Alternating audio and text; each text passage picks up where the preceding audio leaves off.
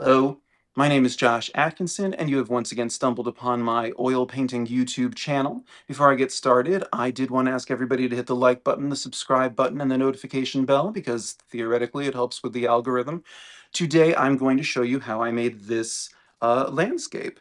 Well, if you are subscribed to the channel, you'll know that landscapes are something I'm pretty inexperienced with and trying to figure out. I'm more the, still life portrait, especially portrait type of person. So I'm trying to figure out how to condense information, how to make, blue skies and green trees interesting. So if you'd like to see how I got to this result, just keep watching for the time lapse. So here is our source image. Um, it was a bit wider than the canvas that I wanted to work on, so I compressed the painting a little bit just as I went along. There's no real how-to with that. I guess some people would do long division and, I don't know, come up with some fractional calculation way to do it, but I'm just never going to be that painter. I don't do paint to practice math. In fact, I started painting to run away from my geometry homework, um so yeah, anyway, you can see I'm painting over a failed landscape. It was from a photo of a valley that was, very majestic and everything, but I wanted to challenge myself to work on a subject, a landscape specifically that was low contrast, because landscape can be comparatively low contrast when you compare it to a still life or a portrait where you're controlling the light. You put it on one side, you have one source generally, and from there the light hits the left of the apple, and so the shadow's on the right side of the apple. The light's on the right of the woman, so the shadows are going to be on the left side of her face. With landscape, it's coming from above, but generally that's sort of general. It's above, but it's also made diffuse by the fact that it's going through all of these millions of leaves.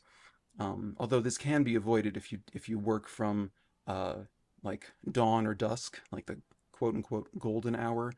Then the light is much more directional, like right, left. So anyway, that was a challenge, and I failed it. And I showed it to my mom, actually, the source photo, and she said it was boring. And I was like, "That's rude. It's not boring." And then I was like, "Oh, she's right. It is boring." So it was boring. So I don't know. There's some balance between painting what excites you and trying to develop a greater discipline and paint things that don't necessarily excite you. Anyway, for the moment, it was boring. So I went on to this uh, source photo, which I have not been talking about. Basically, I like winter. I did in my opinion, a very good winter landscape, the only landscape I've put on this channel with my sort of choppy, blocky brushstroke style. I love autumn landscapes. I hope to do one soon, but I find summer and spring very boring. I don't find them exciting visually or just in any way. I don't like sweating and I don't like bugs, but I wanted to see like, okay, how can I make green trees and blue skies and white clouds? How can I make that exciting to myself? And so I found this reflecting image, and I thought, oh, okay, there's some visual interest built into that. I'll point out that the clouds. Uh, I I learned this from a Monet ages ago, like really scrutinizing the way that he worked. He'd put a little bit of orange in the white of his clouds, and so I did the same. Um, and I also probably put a little bit of an orange into a blue toned purple into white to create the gray shadows of the clouds. Painting reflections, it's kind of a stunt. It's kind of a like, look at me, I'm fancy. If you pull it off, it's really just it's just upside down. It's painting the same thing that's on the top plane of the, okay, let's say like the top, what is that, like third of the canvas? You just paint the same thing but upside down. The shadow that's going up is now going down. The shadow that goes up into the left is now going down into the left. It's just not that complicated, but it really pops. It does grab the viewer. So I'd recommend it. It can get a little complicated, like as the water gets shallower, you'll see a lot more brown. You can see it at the corners, the bottom corners of the source image.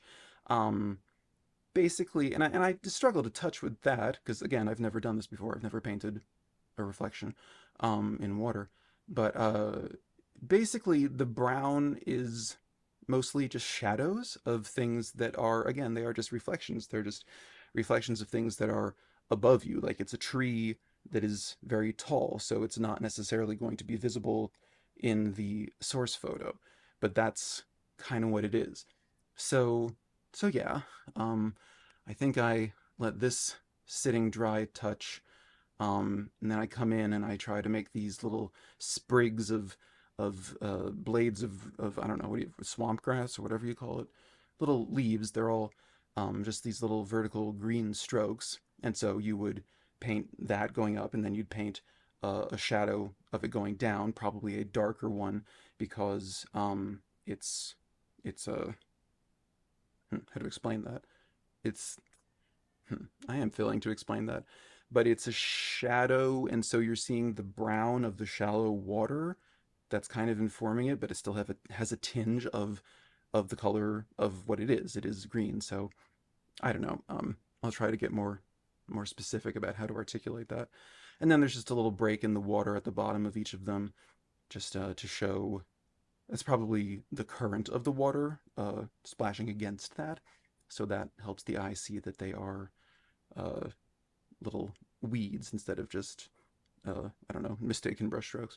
But so yeah, there's some cool complementary color theory in here. I didn't do my full like distortion blocky brush strokes because I just sort of felt like it didn't need it and I didn't think it would benefit from it, and it's already there automatically kind of in the distance, in the clouds.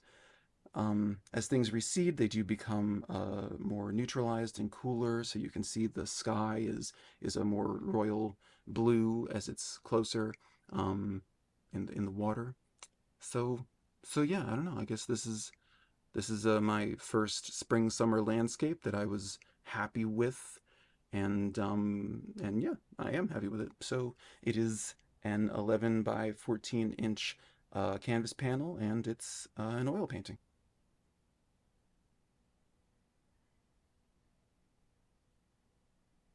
So then, yeah, that is how I arrived at this landscape.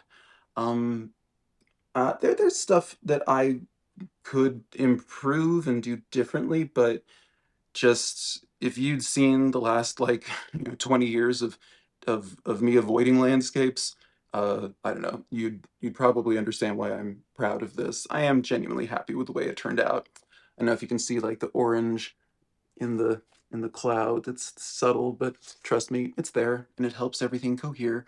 So if you enjoyed this video, please do hit the like button, subscribe button, and the notification bell, and feel free to check out last week's video, this portrait of Bernie Sanders, where I talk about artistic authenticity, about like if you should your brushstrokes reflect how you feel about the subject?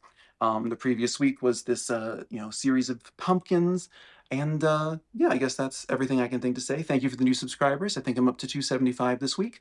So yes, I will see you in 7 days with something I don't remember what. Okay, have a lovely November until then. Bye.